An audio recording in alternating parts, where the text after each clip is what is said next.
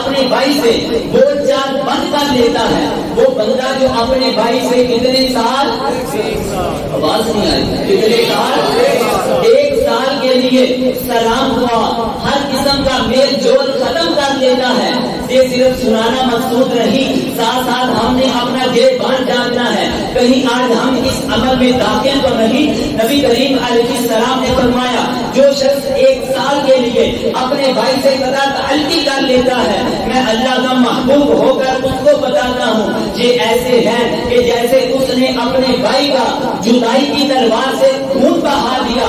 اسی لیے تو اقبال نے بھی کہا تھا انسان کا مرنا، اس کو غسل دینا، اس کو کفن پہنانا، دفن کرنا، یہ رسم شریعت ہے اقبال۔ انسان کا مرنا، انسان کو غسل دینا، کفن پہنانا، دفن کرنا، یہ رسم شریعت ہے اقبال، وگرنہ تو انسان اسی وقت ہی مر جاتا ہے کہ جب اس کے اپنے ہی اس کا ساتھ چھوڑ دیتے ہیں۔ اللہ اکبر وللہ الحمد، اللہ اکبر اللہ اکبر، لا الہ الا اللہ، واللہ اکبر اللہ اکبر وللہ الحمد۔ الحمدللہ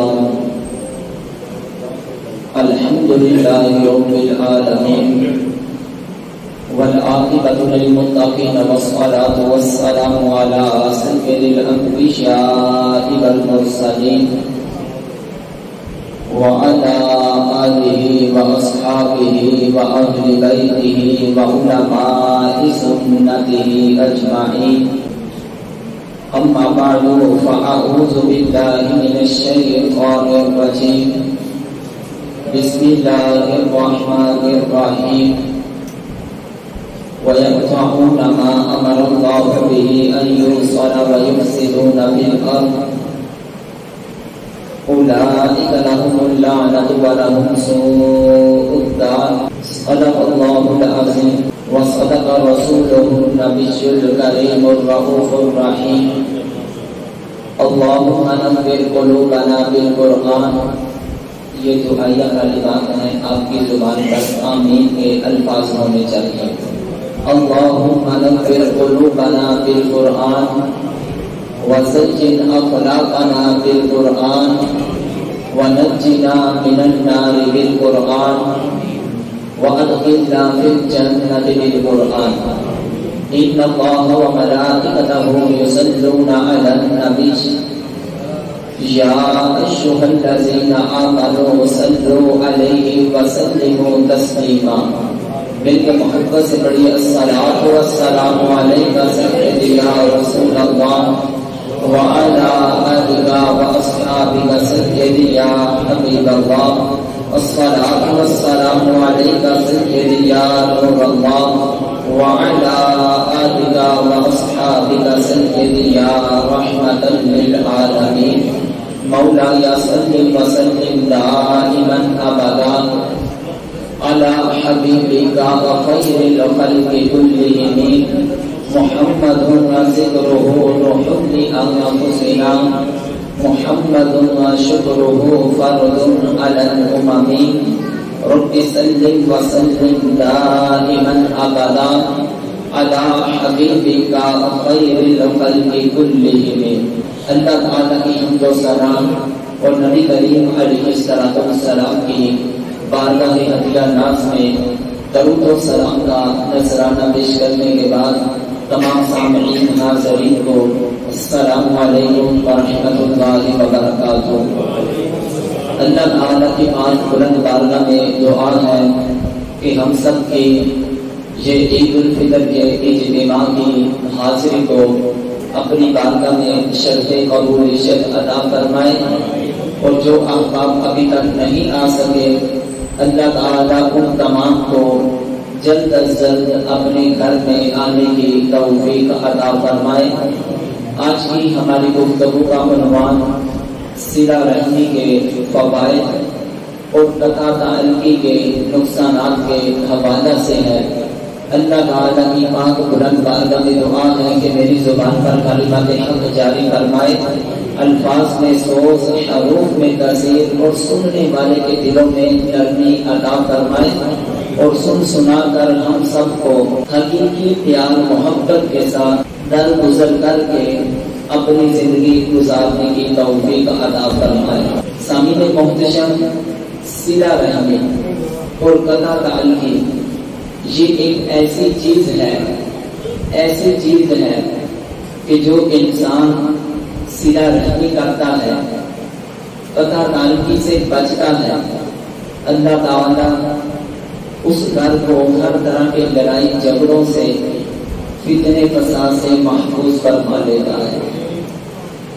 آج اگر ہمارے گھروں میں بے چینیاں ہیں، اگر آج ہمارے گھروں میں لڑائی جھگڑے فتنے فساد ہیں، اس کا حقیقی پس منظر ہم دیکھیں تو ہمارے اندر صلہ رحمی کا جذبہ دن بہ دن ختم ہوتا جا رہا ہے۔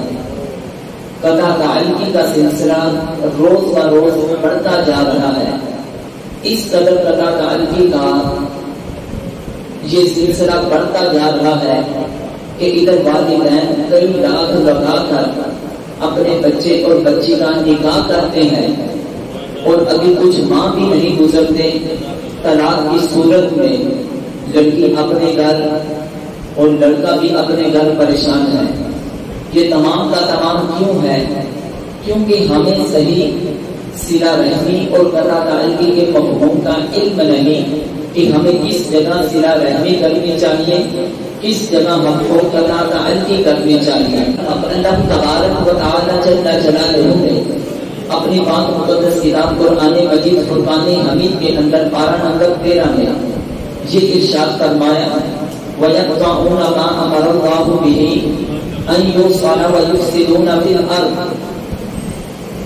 کہ وہ لوگ کہ اللہ تبارک و تعالی جل جلالہ نے جن لوگوں کو جو چیز کے ساتھ جوڑنے کا حکم دیا ہے، وَيَقْطَعُونَ لوگ اس سے جوڑتے نہیں بلکہ اس قطع تعلقی کر لیتے ہیں، وَيُفْسِدُونَ فِي الْأَرْضِ اور زمین میں فساد پھیلاتے ہیں۔ یعنی جس چیز کو اللہ تعالیٰ کی ذات نے جوڑنے کا حکم دیا، کس چیز کا حکم؟ آواز نہیں، تھوڑا سا ساتھ دے۔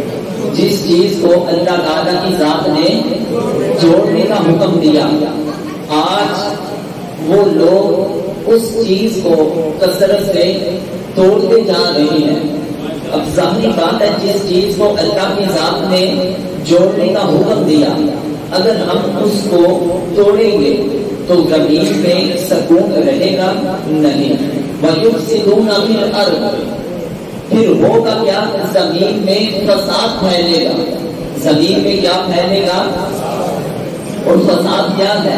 یہ لڑائی جھگڑے فتنے فساد، گھروں میں گھریلو ناچاکیاں ہیں۔ یہ سب کا سب کس وجہ سے ہوا؟ اس وجہ سے ہوا کہ جس چیز کو اللہ تعالیٰ کی ذات نے جوڑنے کا حکم دیا، ہم نے اس کو توڑ دیا، اور اس توڑنے کی وجہ سے اب زمین پر گھر ہو یا محلہ ہو، اب اس جگہ پر دن بہ دن فساد آتا جائے گا۔ تو جب فساد آئے گا تو پھر اللہ تعالیٰ کی ذات نے ارشاد فرمایا، اولئک لہم اللعنۃ، یہی وہ لوگ ہیں کہ جن پر لعنت ہے۔ لعنت کا مطلب کیا؟ کہ اللہ تعالیٰ کی طرف سے اس بندے پر اللہ کی رحمت نہیں برسے گی، اللہ تعالیٰ کی ذات اس بندے کو اپنی رحمت سے دور فرما دے گی۔ وَلَهُمْ سُوءُ الدَّارِ اور جیسے ہی وہ بندے اس دنیا سے جائیں گے، جنہوں نے یہ عمل کیا، اللہ تعالیٰ ان کے لیے کل قیامت کے دن برا گھر دے گا ان کو، اور وہ کیا ہے؟ دوزخ ہے۔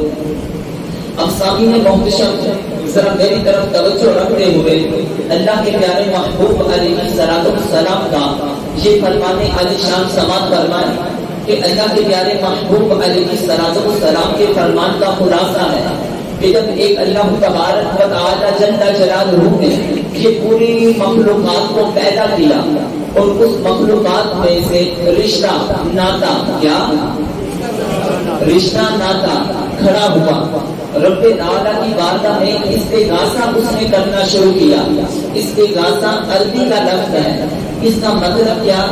اپنے الفاظ میں اس طرح کہ اگر کسی انسان پر کوئی مصیبت آ جائے، اگر کسی انسان پر کوئی پریشانی آ جائے، اگر کوئی انسان پر کوئی غم آ جائے اور اکیلا انسان اس مصیبت پریشانی کا مقابلہ نہ کر سکے، پھر وہ کیا کرتا ہے؟ وہ دوسرے انسان کی مدد لیتا ہے۔ تو اسی طرح رشتہ ناتا اللہ کی بارگاہ میں کھڑا ہو کر رب تعالیٰ کی بارگاہ میں استغاثہ کرتا ہے، رب تعالیٰ کی بارگاہ میں مدد طلب کرتا ہے، یا پروردگار عالم میری مدد فرما، یا پروردگار عالم میری مدد فرما۔ تو جب رب تعالیٰ کی ذات رشتے کو اس طرح دیکھتی ہے کہ یہ رشتہ میری بارگاہ میں استغاثہ کر رہا ہے، تو رب تعالیٰ کی ذات اس رشتے کو فرماتی ہے، بتا کیا کہنا چاہتا ہے؟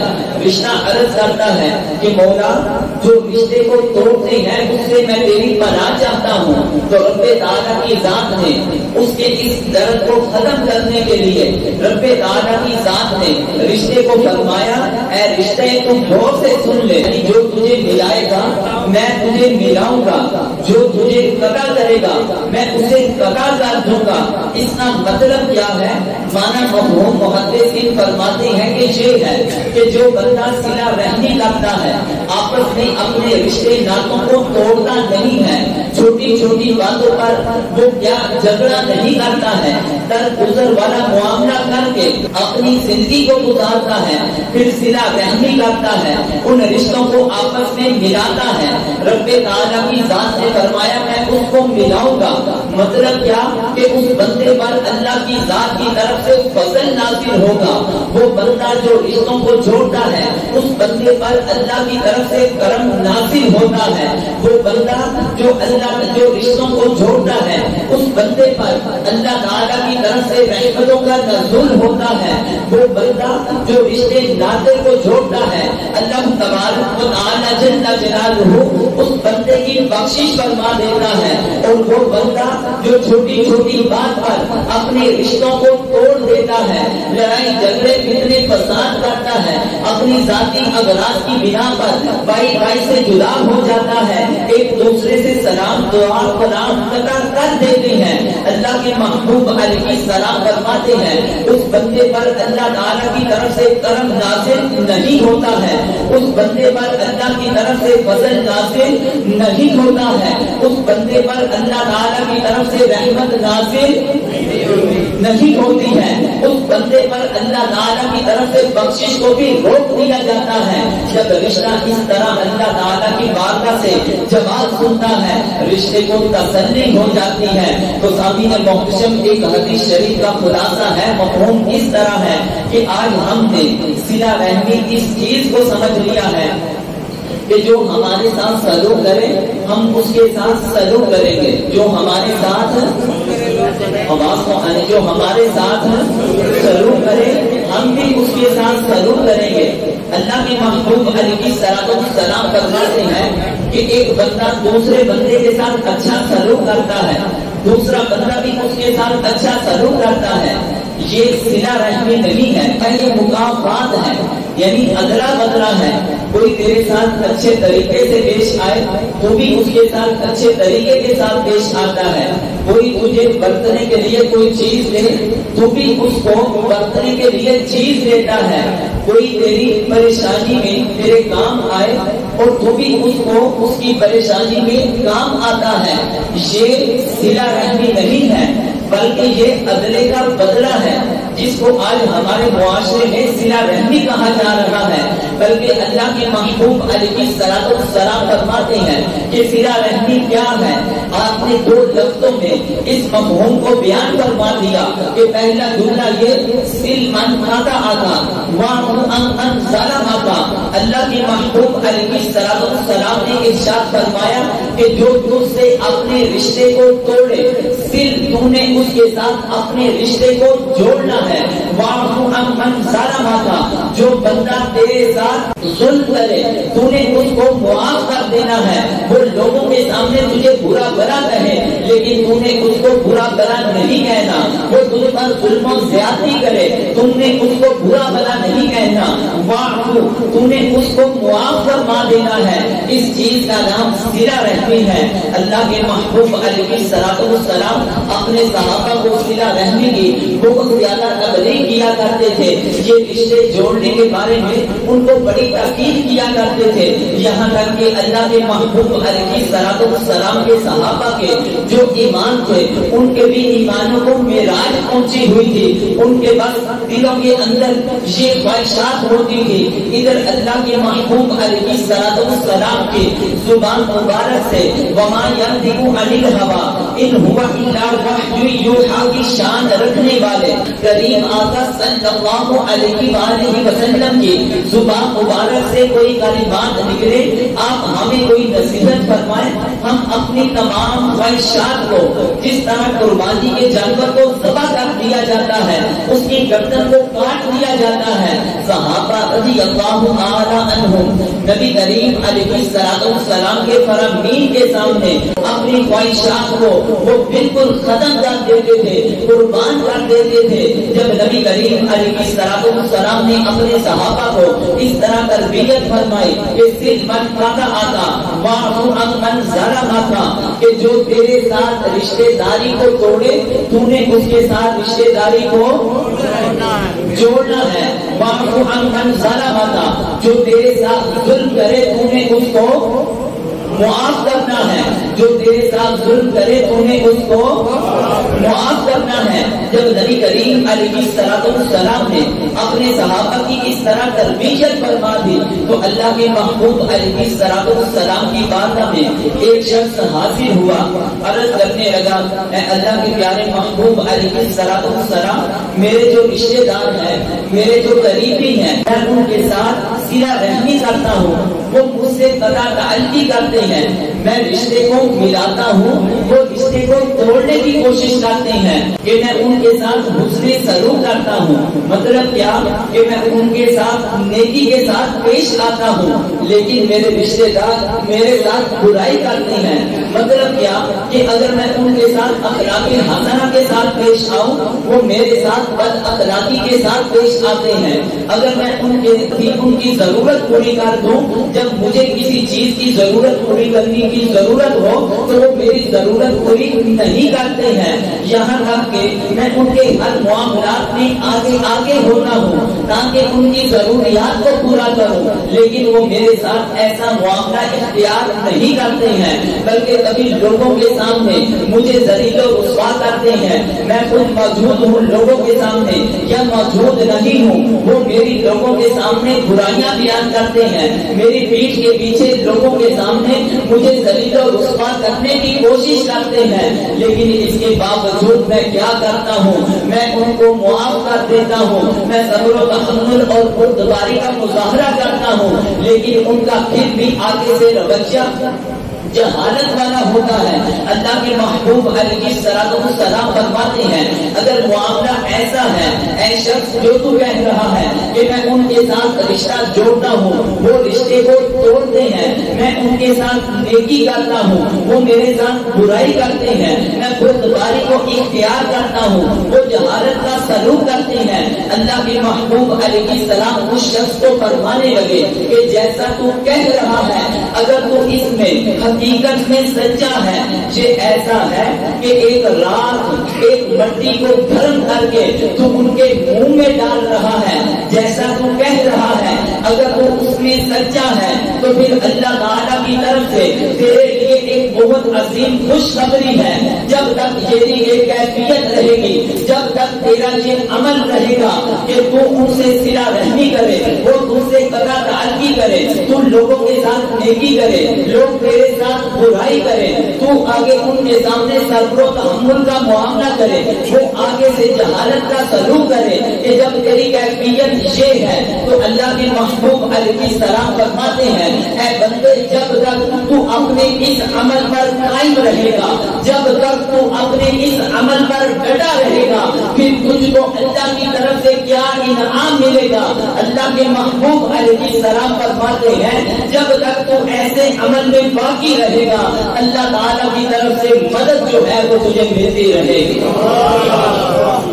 کیونکہ آج جس بندے کو اللہ کی مدد مل جائے، جس بندے کو اللہ کی مدد مل جائے وہ بندہ ذلیل و رسوا نہیں ہوتا. اس کو اللہ کی مدد کی ضرورت ہے وہ محبت سے سبحان اللہ کہہ.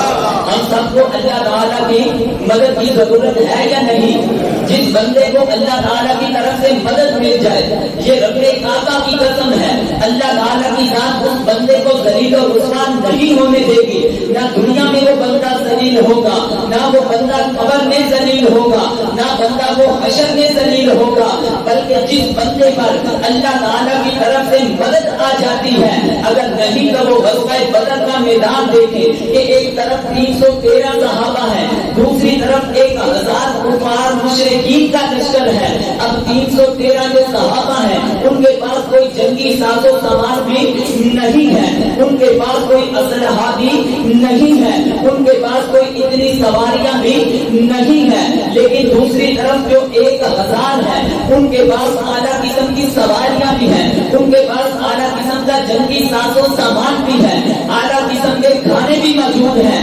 لیکن 313 کے پاس یہ چیزیں موجود نہیں ہیں. 1000 کے پاس یہ ذاتی اسباب سب کے سب کچھ موجود ہے، لیکن اللہ تعالیٰ کی ذات نے 313 کو کامیابی کیوں عطا کی؟ کیونکہ غزوہ بدر کے اندر اللہ کے محبوب علیہ السلام رب تعالیٰ کی بارگاہ میں کبھی ہاتھ اٹھا کر کبھی سجدے میں اپنی پیشانی کو رکھ کر یہ دعا کر رہے تھے کہ مولا جس مدد کا تو نے ہم سے وعدہ کیا تھا آج ہمیں تیری مدد کی ضرورت ہے. مولا آج ہمیں تیری مدد کی ضرورت ہے. اگر تو نے ہماری مدد نہ کی یہ 313 کا جو تیرے ایک ماننے والا ہے اوپر لاتوں منات کی پوجا کرنے والا نہیں بلکہ تیری توحید کا چرچا کرنے والا ہے، اگر آج تو نے ہم پر اپنی مدد کو نازل نہ فرمایا تو ان کا زمین سے نشان مٹ جائے گا. مولا آج ہمیں اور کسی چیز پر بھروسہ نہیں ہے، مولا آج ہمیں صرف تیری طرف سے مدد کی ضرورت ہے. تو اللہ تبارک و تعالی جل جلالہ جب نبی کریم علیہ السلام رب تعالی کی بارگاہ میں اس طرح دعائیں کر رہے تھے کہ مولا مدد فرما، اللہ تعالی کی طرف سے مدد اترتی ہے، مدد کے لیے آسمان سے فرشتے اترتے ہیں. تو وہ بھی 313 صحابہ کہ جن پر اللہ تعالی نے مدد فرمائی، اگرچہ ان کے پاس ظاہری طور پر ساز و سامان نہیں تھا لیکن اللہ کی جب مدد 313 کی طرف آتی ہے اللہ تعالی 1000 کو شدید عطا فرما دیتا ہے. تو سامعین محترم اسی لیے کہتے ہیں کہ اگر کوئی بندہ صلہ رحمی کرے گا اللہ تعالیٰ کی مدد اس بندے کو آ لے گی. تو سامعین محترم جس بندے کو اللہ تعالیٰ کی طرف سے مدد آ جائے گی نہ وہ دنیا میں رسوا ہوگا، نہ وہ قبر میں رسوا ہوگا، نہ وہ حشر میں رسوا ہوگا. آج لوگ رزق کی وجہ سے بڑے پریشان ہیں، کاروبار کی وجہ سے بڑے پریشان ہیں. اللہ کے محبوب علیہ السلام فرماتے ہیں کہ میں اللہ کا محبوب ہو کر تجھ کو ایک نسخہ عطا فرماتا ہوں. وہ نسخہ یہ ہے کہ تم آپس میں صلہ رحمی کرنا شروع کر دو، تم اپنے رشتوں کو جوڑنا شروع کر دو. اللہ تبارک و تعالی جل جلالہ تمہارے رزق میں برکت عطا فرما دے گا. تو سامعین محترم پہلے لوگوں میں آپس میں پیار اتحاد ہوتا تھا، پیسے کی انہیں قدر نہیں ہوتی تھی، انسانیت کی قدر ہوتی تھی. ایک کمانے والا ہوتا تھا 20 کھانے والے ہوتے تھے لیکن پھر بھی پرسکون ہوتے تھے. لیکن آج 10-15 کمانے والے ہیں، 10-15 ہی کھانے والے ہیں، پھر بھی گھر میں پوری نہیں پال رہی. آخر کیوں؟ آج ہمیں صرف انسانیت کا درس نہیں، صرف پیسے کا درس دیا گیا ہے کہ جس کے پاس پیسہ ہے اسی کے پاس سب کچھ ہے. نہیں، تم اپنے گھروں میں اتفاق قائم کر لو، تم اپنے گھروں میں اتحاد قائم کر لو، تم صلہ رحمی اپنے گھروں میں اپنا لو. رب کعبہ کی قسم ہے، رب تعالیٰ کے محبوب علیہ السلام فرماتے ہیں اللہ تعالیٰ کی ذات اس گھر سے بے روزگاری کو بھی ختم فرما دے گی. پھر اللہ کے محبوب علیہ السلام فرماتے ہیں کہ جو بندہ صلہ رحمی کرے گا. پھر تیسرے نمبر پر اللہ کی ذات اس بندے کو کیا انعام عطا فرمائیں گے. رب تعالیٰ کے محبوب علیہ السلام فرماتے ہیں کہ صلہ رحمی کی برکت کی وجہ سے اللہ تعالیٰ کی ذات اس کو بری موت سے بھی محفوظ فرما دے گی. تو سامعین محترم ذرا تھوڑی دیر کے لیے تصور تو کر کے دیکھو کہ انسان کی ساری زندگی کا دار و مدار اس کی موت پر ہوتا ہے. اگر مرتے وقت اسے کلمہ نصیب ہو گیا تو سمجھو دنیا میں اس نے کیسے بھی عمل کیے تھے تو وہ بندہ جنت میں چلا جائے گا. اگر وہ دنیا میں رہتے ہوئے اتنا ہی نیکوکار کیوں نہ ہو لیکن مرتے وقت اسے ایمان نصیب نہ ہوا تو بتاؤ اس کی یہ ساری محنت کس کھاتے میں جائے گی. اللہ کے محبوب علیہ السلام فرماتے ہیں جو بندہ یہ چاہتا ہے کہ اللہ تبارک و تعالی جل جلالہ اس بندے کو بری موت سے محفوظ فرما لے اس بندے کو چاہیے کہ وہ صلہ رحمی کیا کرے. تو سامعین محترم آج ہم نے صلہ رحمی کا جذبہ اپنے اندر پیدا کرنا ہے. آج عید الفطر کا دن ہے. آج بہت سے ایسے بھی لوگ ہوں گے کہ ایک گھر کے اندر 3 یا 4 بھائی رہنے والے ہیں لیکن ایک دروازے سے نکل کر دوسرے بھائی کو ملنا پسند نہیں کرے گا. اس کے گلے کے ساتھ سینے کے ساتھ سینہ ملا کر معانقہ کرنا پسند نہیں کرے گا. اس کو عید مبارک کہنا پسند نہیں کرے گا لیکن پورے محلے والوں سے وہ جبکہ ڈال کے ملے گا ان سے معانقہ کرے گا ان کو خیر مبارک کہے گا. فیس بک پہ اپنے ہزاروں دوستوں کو تو سلام کرے گا لیکن وہ گھر میں سر کا جو بھائی ہے اس کو سلام کرنا پسند نہیں کرے گا. تو سامعین محترم کہنے کا مقصد یہ ہے آج ہم نے چھوٹی چھوٹی باتوں کی وجہ سے قطع تعلقی کر لی ہے. ان باتوں کی وجہ سے کہ میرا بیٹا میں اپنے بیٹے کا فلاں کی طرف رشتہ لے کے گیا اس نے مجھے رشتہ نہیں دیا اس وجہ سے مرم جیون ختم کر دیتے ہیں. شادی کے موقع پر میں نے اس کو بلایا اس کی بہو کو بلایا اس کے بیٹے کو بلایا اس کے دماغ کو بلایا میں نے تو سب کو بلایا لیکن جب ہماری باری آتی ہے صرف ایک کو بلا لیتے ہیں. کیا میرے دماغ کی کچھ بھی حیثیت نہیں؟ ایک چھوٹی سی باتوں پر آج رشتے داری کو توڑا جا رہا ہے. خامد رات کو کام سے گھر آتا ہے بیوی اس کے کام کرتی ہے وہ اپنے ماں باپ کے ساتھ لڑتا ہے قطع تعلقی کرتا ہے بھائی بھائی کے ساتھ لڑتا ہے رشتے داروں کے ساتھ لڑتا ہے پھر وہی آدمی اپنے سسرال والوں کے ساتھ لڑ رہا ہے. کیوں؟ یہ چھوٹی چھوٹی اپنی ذاتی اغراض کی بنا پر اللہ کے محبوب علیہ السلام فرماتے ہیں کہ وہ بندہ جو اپنی ذاتی خواہشات کی بنا پر کسی بندے سے قطع تعلقی کر لیتا ہے اب ہوتا کیا ہے. نبی کریم علیہ السلام فرماتے ہیں یقول من حجر اخاہ سنا وہ بندہ جو ایک سال اپنے بھائی سے بول چال بند کر لیتا ہے وہ بندہ جو اپنے بھائی سے کتنے سال آواز نہیں آئی کتنے سال 1 سال کے لیے سلام ہوا ہر قسم کا میل جول ختم کر لیتا ہے.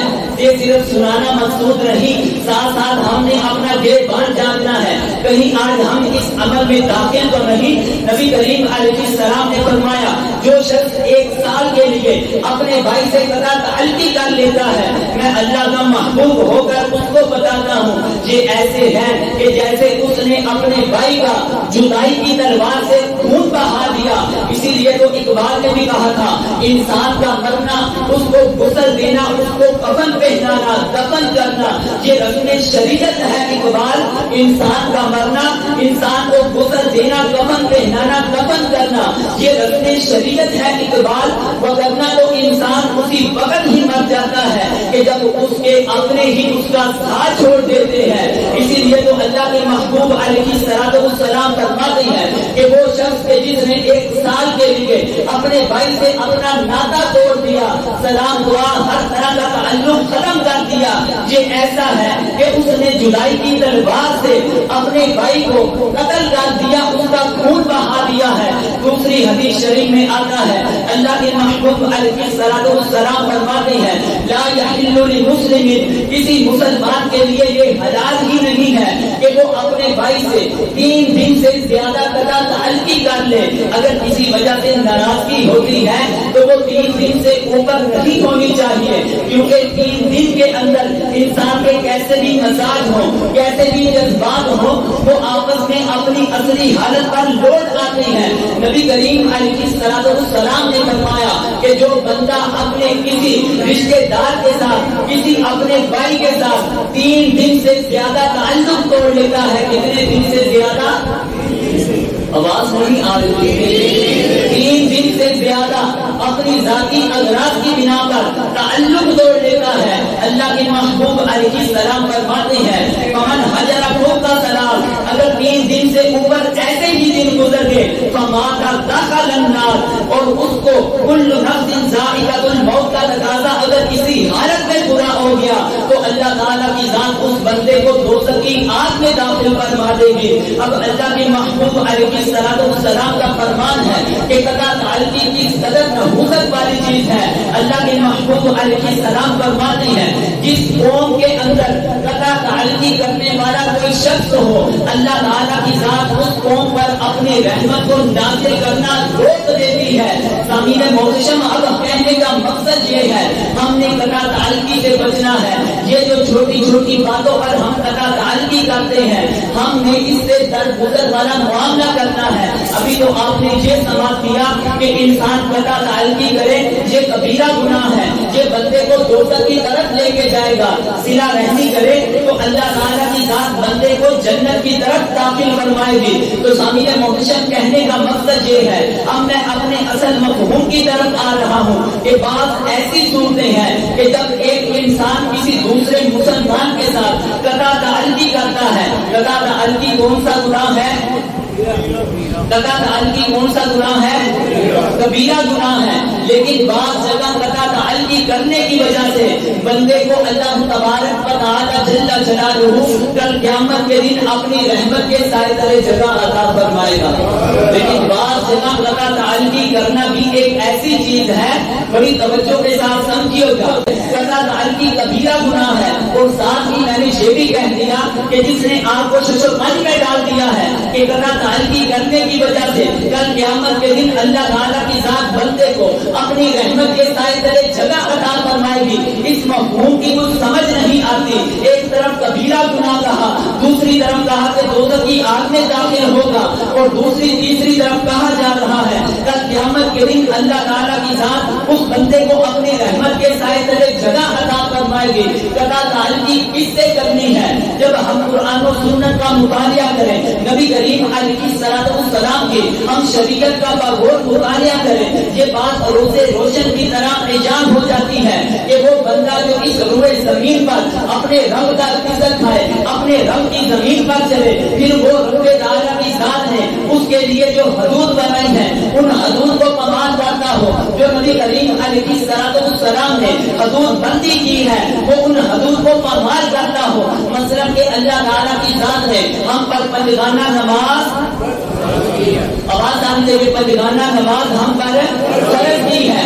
ایک بندہ جان بوجھ کر فرض نماز ادا نہیں کرتا. ایک اللہ کی ذات نے بندے پر روزہ فرض کیا ہے. اب وہ بندہ قدرت بھی رکھتا ہے کہ میں روزہ رکھ سکتا ہوں، لیکن اس کے باوجود جان بوجھ کر وہ اللہ کے حکم کی مخالفت کرتا ہے، روزہ نہیں رکھتا ہے. ایک بندے کے پاس ڈھیروں مال ہے، اب زکات اس پر فرض ہو چکی ہے، وہ جان بوجھ کر زکات نہیں دیتا.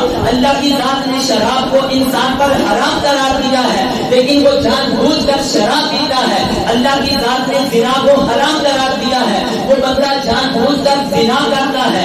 اللہ تبارک و تعالی جل جلالہ کی ذات نے سود کو حرام قرار دیا ہے، وہ بندہ جان بوجھ کر سود کرتا ہے.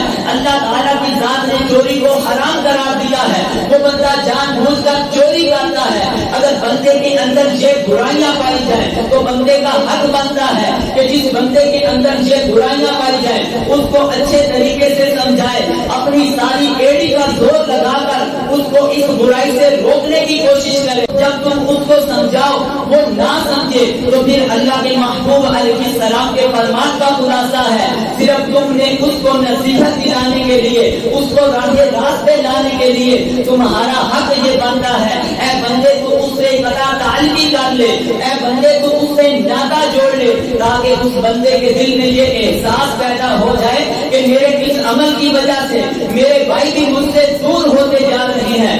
یہ کوئی گناہ کی بات نہیں بلکہ نبی کریم علیہ السلام کے عمل سے ثابت ہے، کیونکہ اللہ کے محبوب علیہ السلام کا جو آخری غزوہ تھا وہ غزوہ تبوک تھا۔ نبی کریم علیہ السلام اپنے صحابہ کو اس غزوہ میں شرکت کرنے کا حکم دیا۔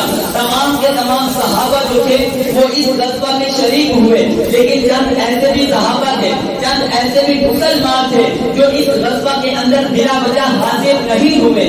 جب نبی کریم علیہ السلام غزوہ تبوک سے واپس تشریف لاتے ہیں، اللہ تعالیٰ کی ذات کامیابیوں سے نوازتی ہے۔ جب آپ واپس مدینہ میں تشریف لاتے ہیں، اب وہ لوگ بھی نبی کریم علیہ السلام کی بارگاہ میں حاضر ہونے لگے۔ کون سے لوگ تھے جو غزوہ میں شریک نہیں ہوئے تھے؟ نبی کریم علیہ السلام نے تمام صحابہ سے پوچھنے لگے، بتا بھائی تو کیوں نہیں حاضر ہوا، بتا تو غزوہ میں کیوں نہیں گیا؟ لیکن ان میں 3 صحابی ایسے تھے کہ جن کا نام کعب بن مالک تھا، خلال بن امیہ تھا، مرارہ بن ربیع تھا۔ یہ 3 ایسے صحابی تھے، انہوں نے اپنا کوئی بھی عذر پیش نہیں کیا، بس ہم سستی غفلت کی وجہ سے آپ کے حکم کی تعمیل نہیں کر سکے۔ تو اللہ کے محبوب علیہ السلام نے اپنے صحابہ کے درمیان یہ حکم جاری کر دیا، آئندہ سے ان 3 اشخاص کو نہ کوئی سلام کرے گا، نہ کوئی ان سے کلام کرے گا، ہر طرح کا ناطا ان سے توڑ لیا جائے، کوئی ان سے لین دین کا معاملہ نہ کیا جائے، یہاں تک کہ 1 دن 2 دن یہاں تک کہ 40 دن ایسے ہی گزر گئے۔ سامعین محترم، وہ صحابہ کے دل و دماغ پر یہ بات اس قدر گرا گزرتی ہوگی کہ جب اللہ کے محبوب علیہ السلام بھی ان سے منہ موڑ لیں گے، ان کے لیے جینا بھی اس قدر دشوار ہو چکا ہوگا۔ سامعین محترم، کہنے کا مقصد یہ ہے، خلاصہ یہ ہے کہ 40 دن بعد اللہ تعالیٰ ان تینوں صحابہ کی توبہ کو قبول فرماتے ہوئے سورہ توبہ میں ارشاد فرماتا ہے، وَعَلَى الثَّلَاثَةِ الَّذِينَ خُلِّفُوا، اس طرح اللہ کی ذات نے ان کی توبہ کو قبول فرمایا تو تمام کے تمام صحابہ نے ان سے پھر سے کلام کرنا شروع کیا، ان سے پھر لین دین کا معاملہ جاری کر لیا۔ تو پتا چلا حقوق اللہ وہ اللہ تعالیٰ کی حدود کو پامال کرتا ہے۔ اگر کوئی بندہ اس وجہ سے ناطا توڑتا ہے اس کو سمجھانے کے لیے تو اس میں بندہ گناہگار نہیں ہوگا کہ اللہ کے محبوب علیہ السلام فرماتے ہیں کہ کل قیامت کا دن ایسا ہوگا، سورج سوا نیزے پر ہوگا، زمین تانبے کی طرح تابر ہی ہوگی، انسان کے جسم پر کسی طرح کا کوئی بھی لباس نہیں ہوگا، نفسا نفسی کا عالم ہوگا، سورج بالکل انسان کے سر کے قریب ہوگا۔